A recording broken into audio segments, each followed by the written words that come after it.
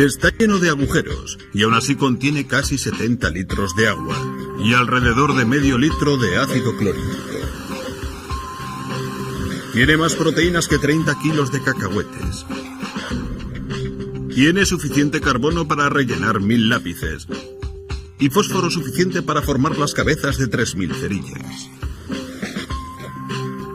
Lo que parece una colección de sustancias químicas en una bolsa que gotea es la estructura más compleja de nuestro planeta: el cuerpo humano.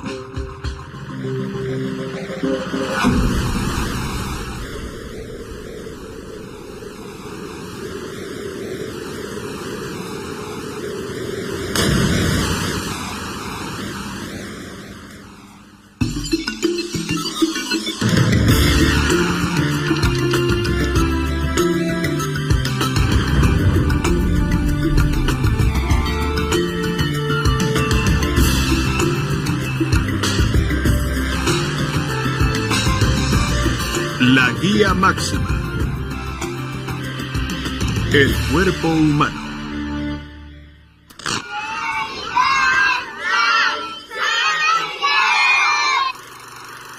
Cada día nacen 400.000 seres humanos.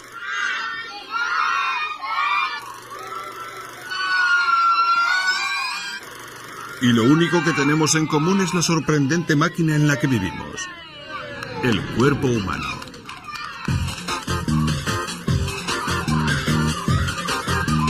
Durante su vida respirará el equivalente a 10 millones de globos llenos de aire. Procesará casi 30 toneladas de comida.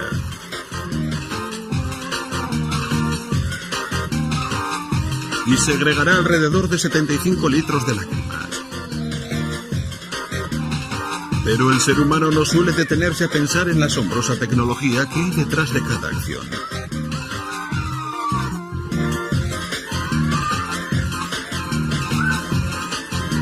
En el mismo centro del cuerpo, por ejemplo, se encuentra una estructura muy ingeniosa. Es muy fuerte y, sin embargo, es ultraligera para que podamos movernos libremente.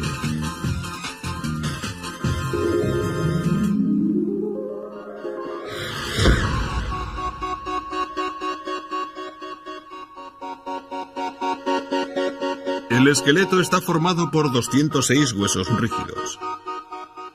Es una estructura que mantiene el cuerpo recto y forma una jaula protectora alrededor de los delicados órganos internos. El órgano más vulnerable del cuerpo recibe una atención especial. El cerebro está protegido por 22 huesos soldados entre sí que forman un casco protector natural.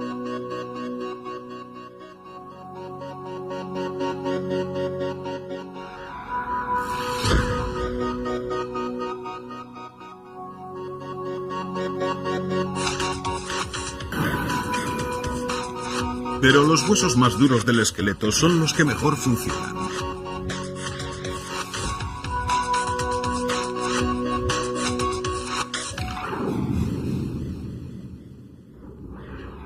Cuando el cuerpo aterriza después de un enérgico salto, los huesos del fémur experimentan un impacto de casi media tonelada, una fuerza que destrozaría el mismo granito. El fémur está diseñado para sobrevivir a esta clase de tratamiento.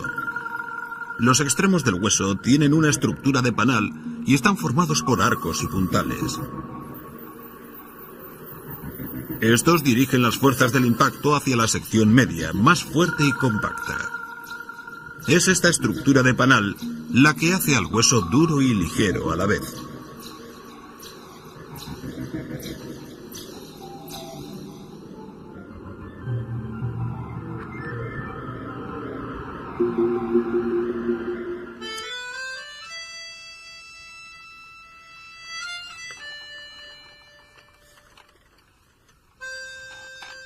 Este ejemplo del ingenio de la naturaleza inspiró a un ingeniero que trabajó en París a finales del año 1800. Quería construir la estructura más alta del mundo.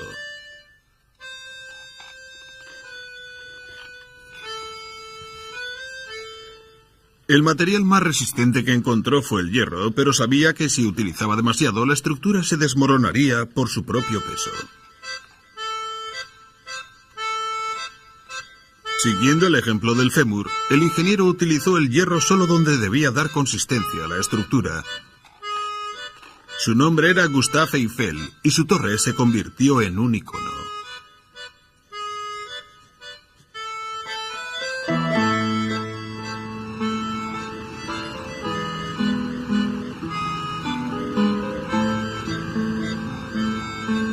Las vigas de hierro de la Torre Eiffel, como los arcos y puntales del fémur, dirigen las fuerzas que actúan en la torre hacia la sección más fuerte: las patas.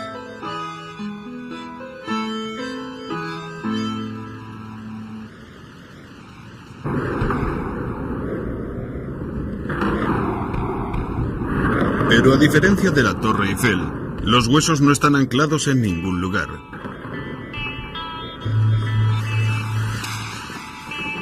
Están en constante movimiento y tienen que soportar toda clase de tensiones y presiones. Cualquier impacto en el hueso desencadena una asombrosa reacción.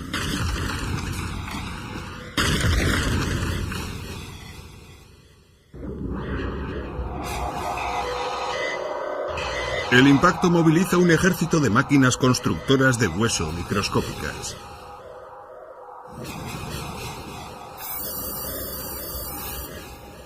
Donde se produce el impacto, estas células segregan una capa de sustancia líquida.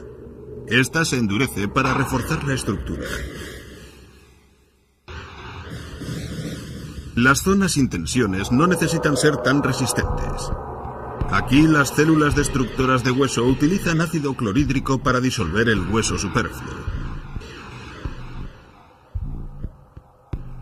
Como un equipo de escultores, las células óseas remodelan constantemente el esqueleto para hacerlo más resistente donde lo necesita y ligero donde puede permitírselo.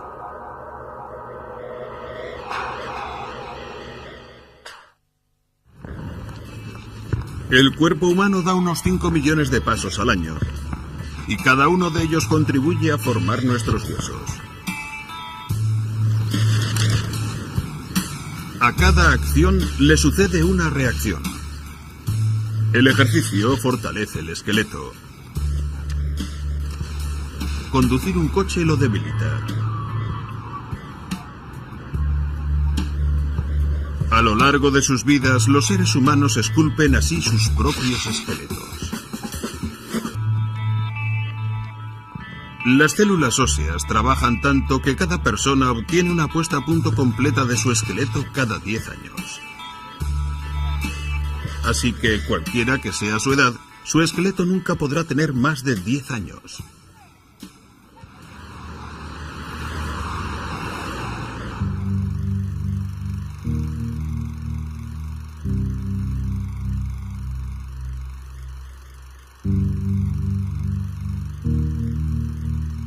El mayor órgano del cuerpo pesa unos 4 kilos y cubre una zona de casi 2 metros cuadrados.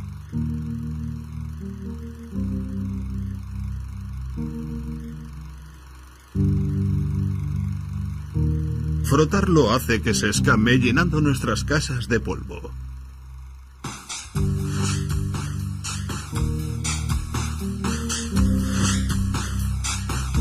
Es la piel. La parte de la piel que está a la vista está compuesta de células muertas.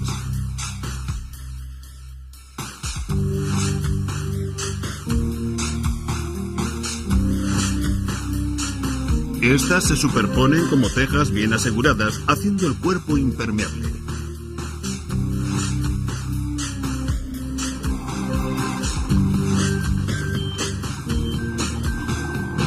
La piel impide que la apreciada agua se escape y que las sustancias químicas dañinas entren.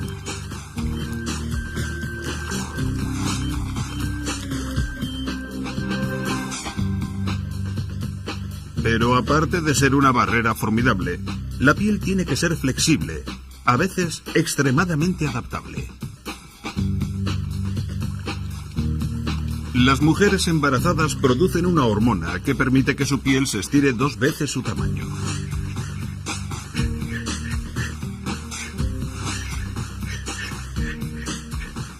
Pero la piel no es solo una capa protectora inerte. Es un órgano activo con una función vital. la piel mantiene el cuerpo frío. Esta cámara sensitiva al calor muestra en rojo y amarillo las zonas más calientes de un cuerpo en acción.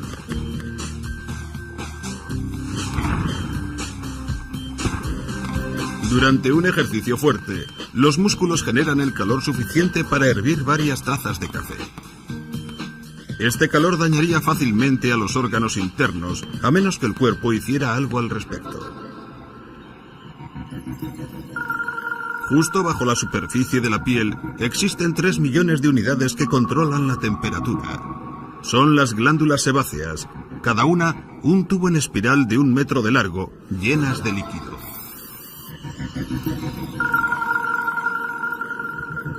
A medida que el cuerpo se calienta, el tubo se contrae y hace que las gotas de sudor afloren a la superficie de la piel.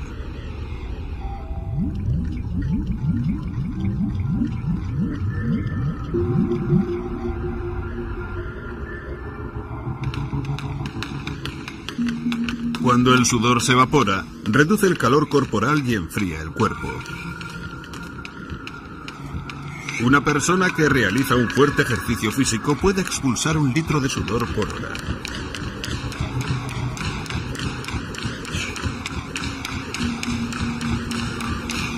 Para un órgano que utiliza la tecnología más avanzada, la piel es sorprendentemente robusta. Tejida bajo la superficie de la piel, hay una malla de duras fibras de colágeno. Una hebra de colágeno es más resistente que un cable de acero del mismo tamaño.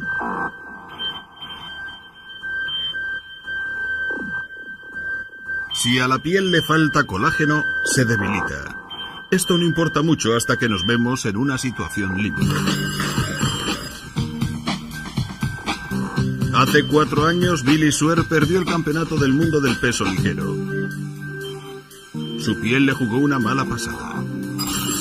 La verdad es que la pelea iba muy bien, pero tuve la mala suerte de hacerme 2 cortes, uno sobre cada ojo. Y el árbitro tuvo que detener la pelea al final del 8º asalto. Perder el título debido a 2 cortes en los ojos es una forma injusta de acabar con una ilusión, pero así es el boxeo.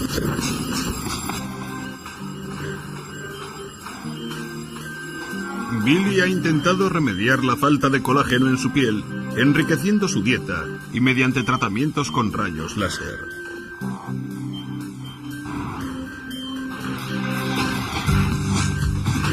Parece que funciona. Billy no se ha hecho ningún corte en sus últimas 4 peleas, pero su piel está a punto de enfrentarse a su prueba más dura, al campeón del mundo Stevie Johnston.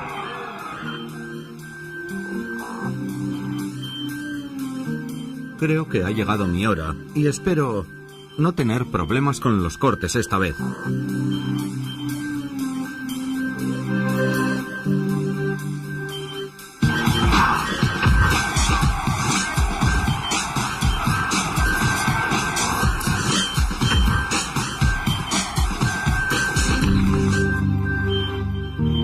Billy se hizo un corte en el 3er asalto. Siguió peleando solo para hacerse más cortes en sus ojos y nariz, pero no fueron lo suficientemente serios para detener la pelea. Billy aguantó hasta el final, pero perdió el título por puntos.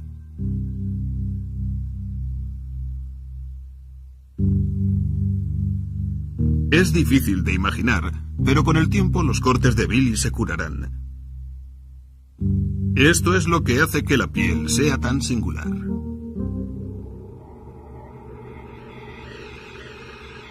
Cuando nos hacemos una herida, se cortan cientos de vasos sanguíneos, inundando la herida de sangre. Esto pone en marcha al equipo de socorro del cuerpo.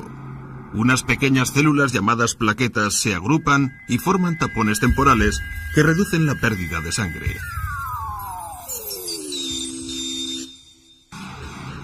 Cadenas de proteínas forman una malla apretada que atrapa las células de la sangre.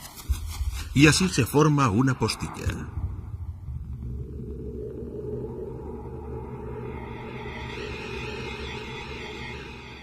La postilla se contrae, haciendo que los extremos de la herida se aproximen. Al final, la postilla se cae, dejando atrás una tira de piel nueva.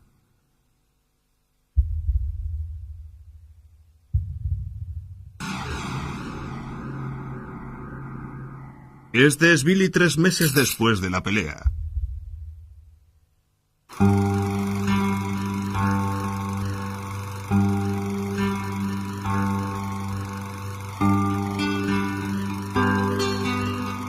El cuerpo humano parece romper todas las reglas de la ingeniería. Es muy resistente y sin embargo se mantiene en pie gracias a unos cuantos centímetros cuadrados de piel y huesos. Esta es la razón por la que hemos desarrollado un sistema inteligente de caminar erguidos, pero debemos aprender a utilizarlo.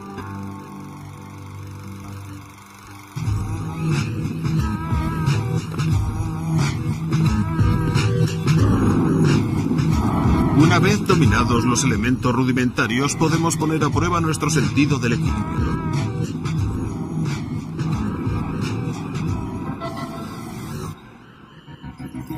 Cuando doblamos un miembro, fuerzas microscópicas miden la tensión de los músculos para asegurarse de que no nos inclinamos demasiado.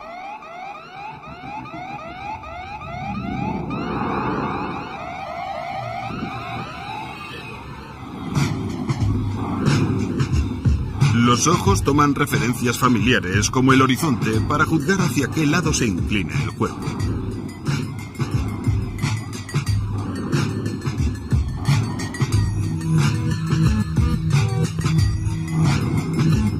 Pero la información más importante para el control del equilibrio procede del interior de nuestro cerebro. En el centro del oído interno se encuentran dos pequeños órganos en forma de saco. Cada saco contiene una sustancia gelatinosa cubierta de miles de cristales diminutos. Cuando inclinamos la cabeza, la gravedad empuja estos cristales hacia el suelo. El movimiento más ligero de estos cristales estimula a las células nerviosas que se encuentran en la gelatina para que emitan mensajes eléctricos. Esto informa al cerebro de qué lado nos estamos inclinando.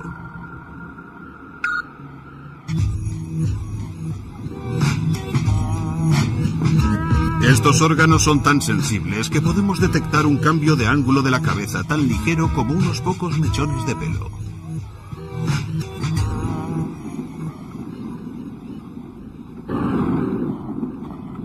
El único límite de nuestro sistema de equilibrio es que necesita la gravedad para funcionar.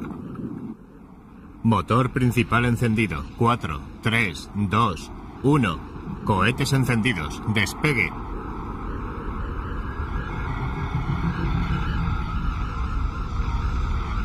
Cuando nos aventuramos en el espacio exterior, empezamos a experimentar problemas. Nuestros puntos de referencia verticales y horizontales no están donde nuestros ojos esperan encontrarlos. Los indicadores de presión de los músculos experimentan menos resistencia de la que están acostumbrados, y sin la gravedad que los empuja, los cristales del oído interno dejan de enviar información veraz. Como resultado, el sistema de equilibrio deja de funcionar. Es una experiencia muy familiar para la doctora Ellen Baker, médico en 3 misiones espaciales. Hasta que tu cuerpo deja de pesar. No sabes qué te va a pasar, no sabes cómo va a reaccionar tu cuerpo, no sabes cómo vas a adaptarte a los cambios de dirección que experimenta tu cuerpo. Pero es muy emocionante. ¿Podría ver a mi paciente, por favor? Y a medida que transcurre la misión, ves que tus pies se apoyan en el suelo cada vez menos. Está bien.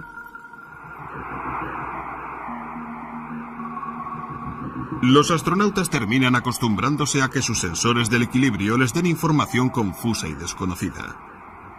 Tras un corto periodo de tiempo en el espacio, el cuerpo humano se olvida de que está en una atmósfera sin gravedad y aprende a moverse sin ella.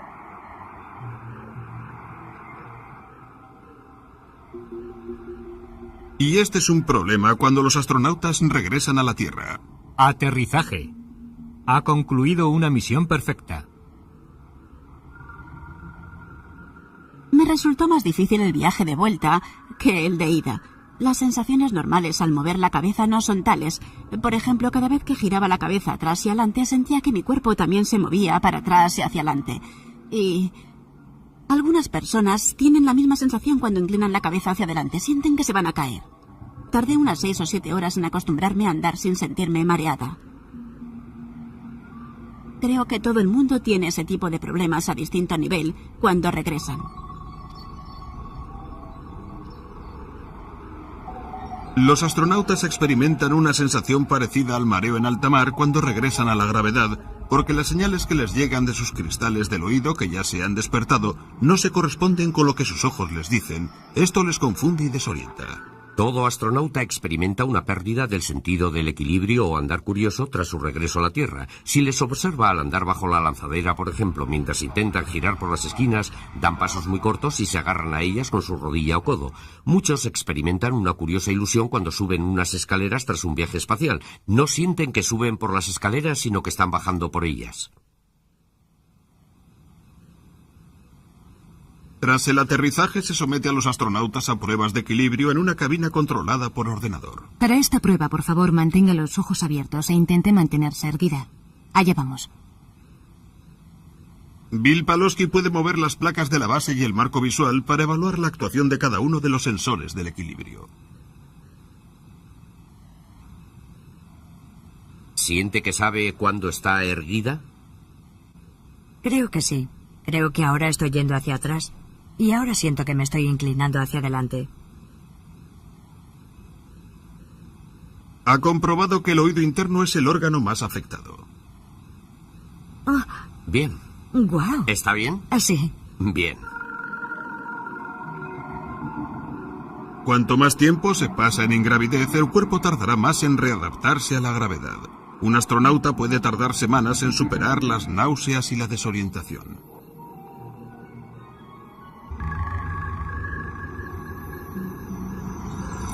Esta es una simulación de la última creación de la NASA, un viaje tripulado a Marte.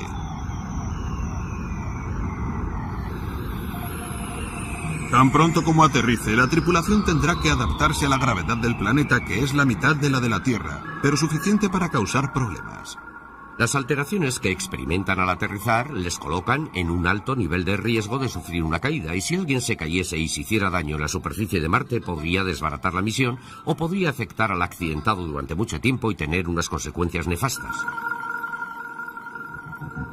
Con el hospital más cercano a 6 meses de distancia, cualquier herida sería catastrófica.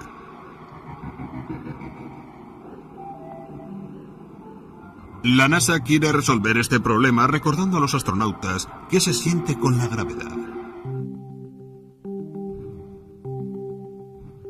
Su objetivo es procurarles una gravedad artificial, girándoles en una especie de centrifugadora durante breves periodos durante el vuelo. Cuando aterricen estarán preparados para ponerse a trabajar sin el riesgo de sufrir desorientación.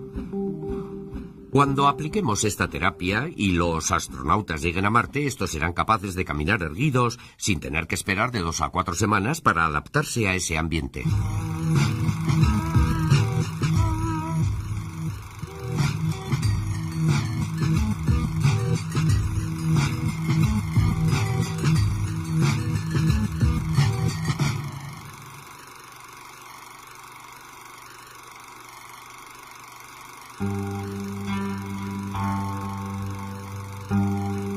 Quizá el instrumento más sofisticado de la naturaleza sea algo que no valoramos mucho: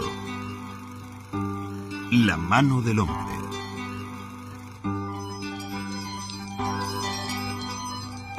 Solo nos acordamos de ella cuando necesita mantenimiento, pero la mano es una pieza de ingeniería mecánica única. Contiene más partes móviles controladas por más músculos que ninguna otra estructura del cuerpo. Esta es la razón por la que la mano puede realizar una enorme variedad de movimientos. Es capaz de aplicar la fuerza bruta y a la vez una finura asombrosa. Pero la mano no ha sido siempre tan versátil. Ha evolucionado. Esta es Lucy, nuestro antepasado más antiguo conocido. Todo lo que queda de ella son unos cuantos huesos fosilizados. Así que al investigar la evolución de la mano humana, la doctora Marcy de la Universidad de Arizona tuvo que utilizar a un voluntario y sensores informatizados para hacerse una imagen de cómo Lucy usaba sus manos para hacer herramientas. Bien, Lucy debió tener unos músculos muy similares a los nuestros, probablemente la misma masa muscular que poseemos. y estos músculos debieron tener suficiente sujeción para que pudiera agarrar objetos con fuerza, porque en la construcción de herramientas se requiere sostener la herramienta con una mano y golpearla con la otra, e impedir que se nos escape de la mano. En la NASA, varios ingenieros han logrado en 5 años lo que la naturaleza ha tardado millones de años en conseguir. Han construido una mano robótica capaz de hacer casi todo lo que puede hacer la mano humana.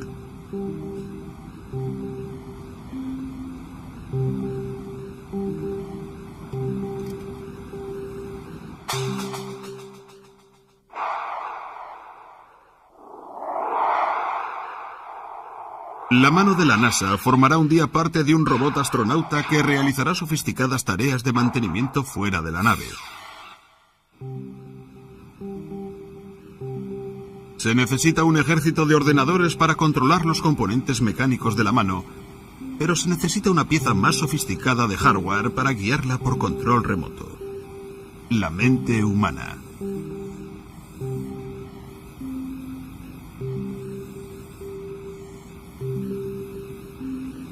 Hay un número infinito de posibles situaciones en las que es necesario utilizar la mano. Esta enorme tarea pone en apuros incluso al ordenador más potente.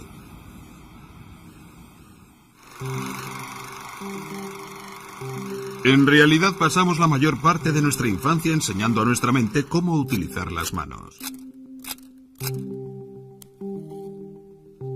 Solo para abrir una lata de conservas, la mente tiene que enviar millones de señales nerviosas a las manos cada segundo, mientras simultáneamente coordina una multitud de diversas funciones corporales.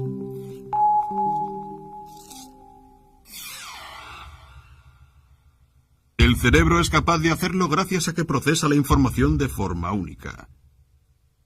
Divide el trabajo entre sus 100 billones de células, y a la vez cada una se comunica con otras 10.000 a través de una red de conexiones eléctricas. Para hacerse una idea de la escala de este sistema, imaginen que hacen una llamada telefónica.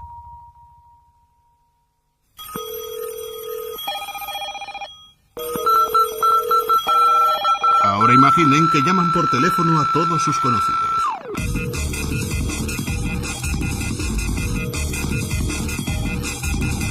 Ahora imaginen que cada ciudadano de una ciudad tan grande como Nueva York llama a todos los nombres que figuran en el listín telefónico.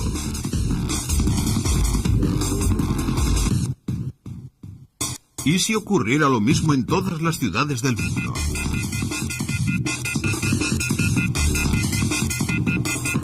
¿Cuánto tiempo se tardaría? ¿Cuántas conexiones se harían?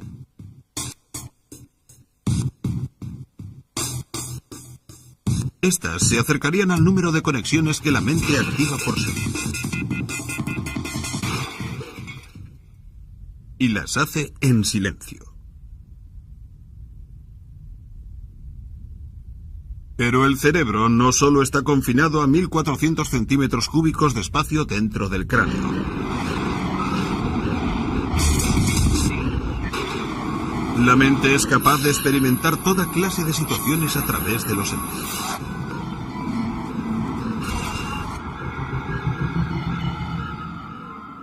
El sentido del tacto se vale de 5 millones de receptores sensoriales que viven en el interior de la piel. Cada pelo contiene un nervio en su raíz tan sensible que estalla a la más mínima presión. Basta con una mota de polvo.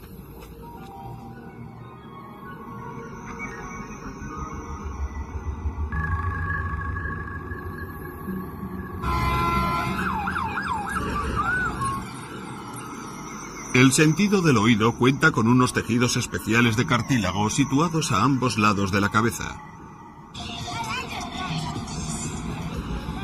Las ondas sonoras que entran por el oído hacen vibrar el tímpano a diferentes frecuencias, de acuerdo a la localización del sonido. Esto nos ayuda a saber de dónde procede.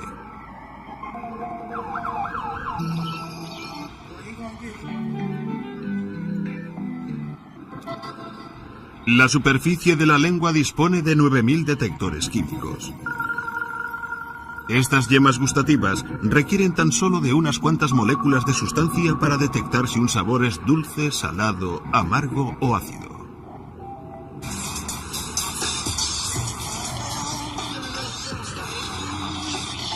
El radar de los sentidos se extiende incluso más allá del cuerpo humano. Podemos distinguir unos 10.000 olores diferentes que el lenguaje no puede describir. ¿Cómo describiría el olor de una tarde soleada? ¿O de un niño recién nacido?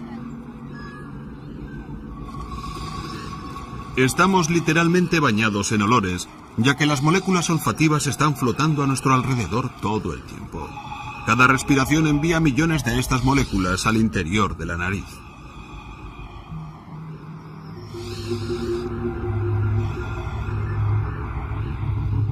Las moléculas que respiramos llegan hasta una pequeña zona en la parte superior de nuestra nariz. Esta zona está llena de millones de células nerviosas capaces de registrar los olores. Las moléculas olfativas se disuelven en la mucosidad pegajosa que rodea los extremos de estas células. Cada terminación nerviosa está cubierta de pequeños receptores que reaccionan solo a un tipo específico de molécula.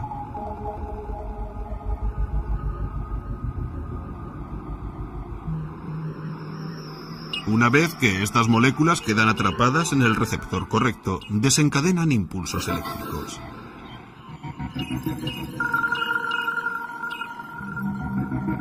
Estas señales llegan hasta la parte de nuestro cerebro que controla las emociones y la memoria. Esto explica por qué ciertos olores nos traen a la memoria recuerdos e influyen en nuestro estado de ánimo.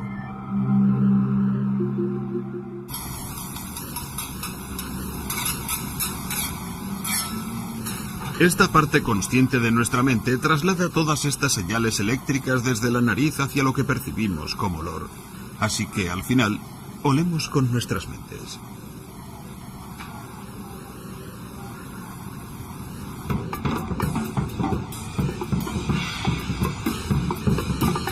El cerebro juega también un papel importante en el sentido de la vista.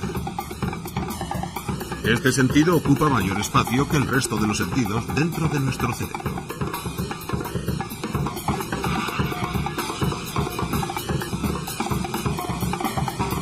Una imagen que golpea la retina desencadena una onda de actividad eléctrica que viaja a través del nervio óptico hasta llegar al cerebro. En fracciones de segundo, la mente es capaz de dividir esta tormenta eléctrica en fragmentos separados de información para el color, ángulo, forma, movimiento o profundidad. Al final, el cerebro reconstruye los elementos individuales en un conjunto que podemos entender.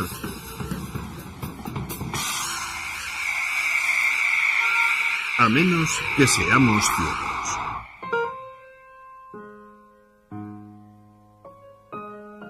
El neurobiólogo John Cronley Dillon está intentando conseguir algo que parece un milagro: hacer que los ciegos vean. La inspiración le llegó a partir de una fuente poco común. Hace mucho tiempo se descubrió que si se le cortaba el nervio óptico a un pez de colores y se esperaban unos meses, este volvía a crecer. El millón de fibras nerviosas que habían sido amputadas volvían al cerebro y se conectaban al cerebro. La pregunta es, ¿por qué puede el pez hacerlo y nosotros no? Hay muchos laboratorios en todo el mundo que están investigando este tema y, de hecho, parece ser posible estimular el crecimiento, lo cual es muy alentador, pero todavía queda mucho camino por recorrer. El objetivo del profesor Cronley Dillon es dar con un sistema alternativo. Piensa que la parte del cerebro que utilizamos para la visión puede ser entrenada para adaptarse a una información sonora especial. Es probable que límites entre los diferentes sentidos no estén tan marcados como siempre hemos pensado. Hay determinados centros visuales del cerebro que reciben información del sistema auditivo. En la Universidad de Manchester, Cronley Dillon está intentando enseñar a gente ciega a reconocer imágenes a través del sonido. Por ejemplo, este pez o este caballo. A las líneas horizontales les da un sonido y el tono depende de su altura. A las verticales les da otro, a las diagonales otro. Y si la imagen se simplifica en un dibujo de líneas, este tiene un sonido característico. La imagen puede ser dividida en secciones más simples o tocada en su conjunto. Bien, tengo aquí un número de imágenes de escenas tomadas en esta zona, pero lo que voy a hacer es dejar que escuchéis la sintonía completa para toda la escena.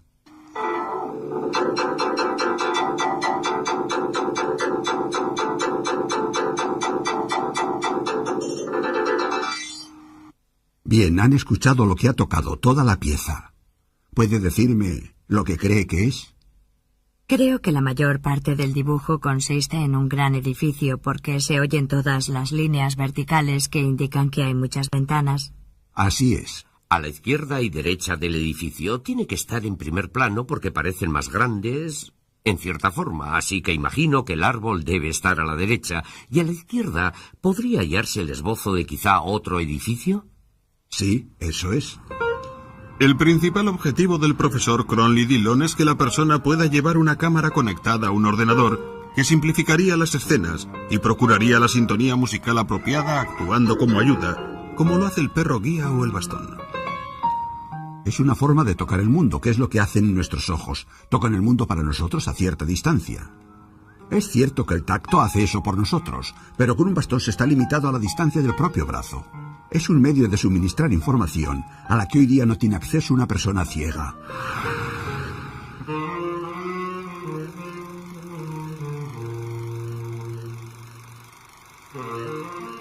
El cerebro es capaz de adaptarse y aprender nuevas habilidades, porque a diferencia del hardware del ordenador, aquel no permanece inmóvil, sino que tiene una naturaleza fluida.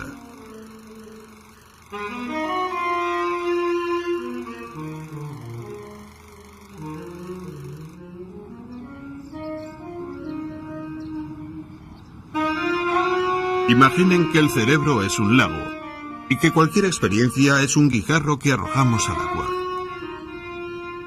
Las ondas eléctricas se expanden por el cerebro como las ondas del lago.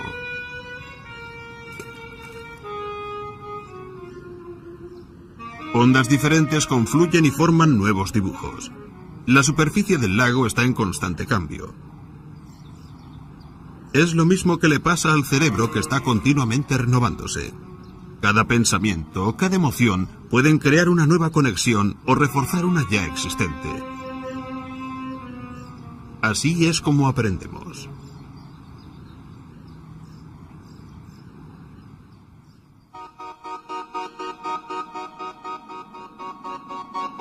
Detrás de toda esta actividad hay un ejército de máquinas microscópicas responsables no solo de las acciones cerebrales, sino de todos los procesos corporales.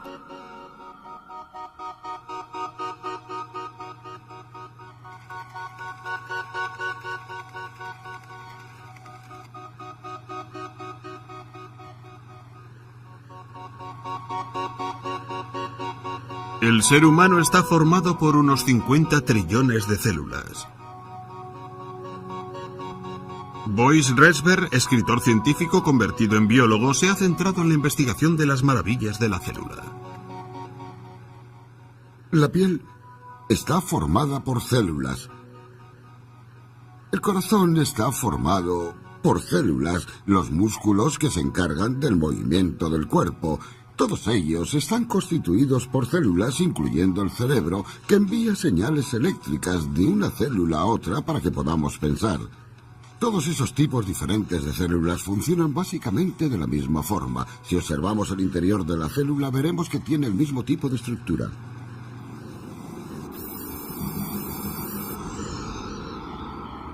Dentro de una sola célula hay cientos de estaciones eléctricas, fábricas de proteínas, plantas de reciclaje y autopistas de transporte. El núcleo es el centro de control de la célula. Contiene ADN, nuestro proyecto de vida, que informa a la célula de cómo organizar su infraestructura.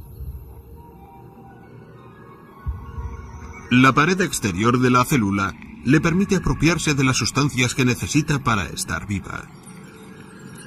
Las células atrapan estos materiales del exterior y los embalan en unas diminutas burbujas de carga llamadas vesículas. La burbuja viaja en una especie de vagón del tamaño de una molécula, que está enganchado a una de las vías monorraíles en miniatura que constituyen la red del transporte de la célula. Normalmente las burbujas llegan a su destino en unos segundos, pero en las células más grandes, que se extienden desde la espina dorsal a los dedos del pie, el viaje puede durar 4 días.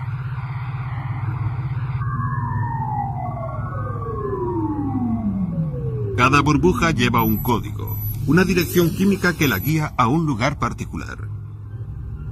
Cuando alcanza su objetivo, quizá un lisosoma, una de las muchas plantas de reciclaje de la célula, se sale de la vía y vacía su carga.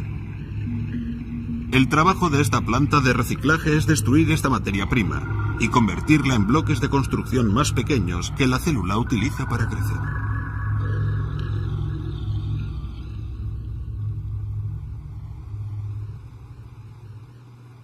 Las instrucciones que se encuentran en las células, empezando por el desarrollo del embrión, informan a cada célula de cómo cambiar para tomar una nueva función.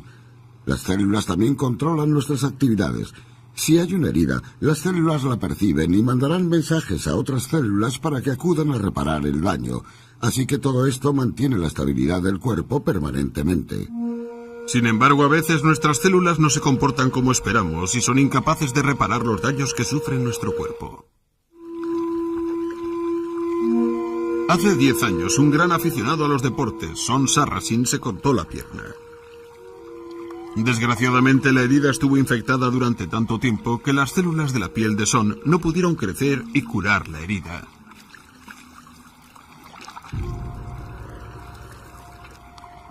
Resulta muy molesto cuando te haces una herida y una zona de tu piel no se cura como debiera.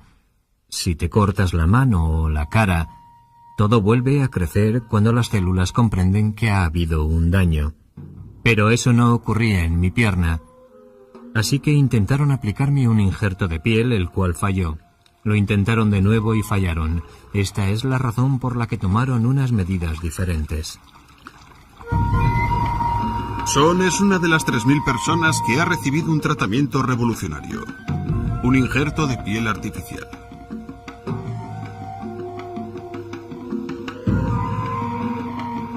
Cientos de compañías de biotecnología han confiado en el poder de la célula para crecer desde cero. Las mejores células son las del prepucio circuncidado de bebés recién nacidos porque se multiplican rápidamente. Las células de un solo prepucio pueden hacer crecer el equivalente a un campo de fútbol de piel. Esta es una muestra de la última generación de piel artificial llamada Apligraf. No tiene pelo ni glándulas sudoríparas, pero está llena de células jóvenes y vigorosas.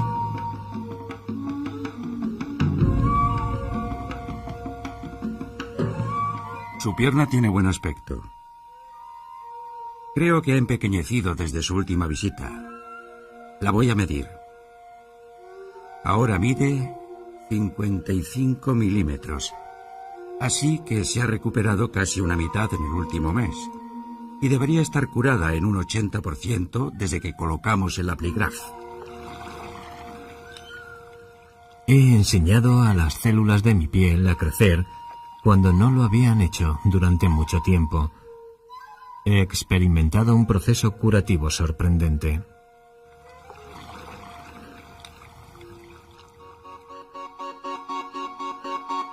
Parece ser que las células son los bloques constructores fundamentales de la vida.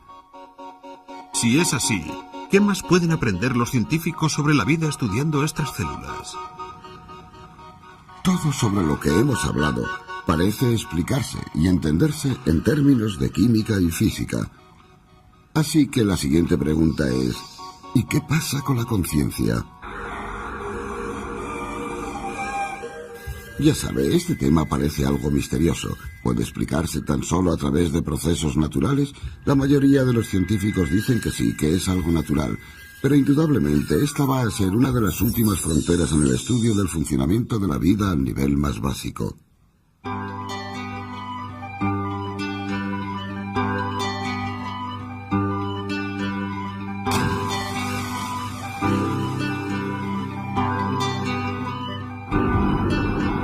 ¿Podría ser verdad que nuestros sorprendentes cuerpos no son sino el resultado de factores físicos y químicos? Aunque algún día nuestros pensamientos puedan ser explicados en términos de células y moléculas, hay algo que está más allá del campo de la ciencia, y es cómo vivimos nuestra vida. Nuestras experiencias y memorias nos hacen ser quienes somos. Habitantes únicos de la máquina más compleja de la naturaleza. El cuerpo humano.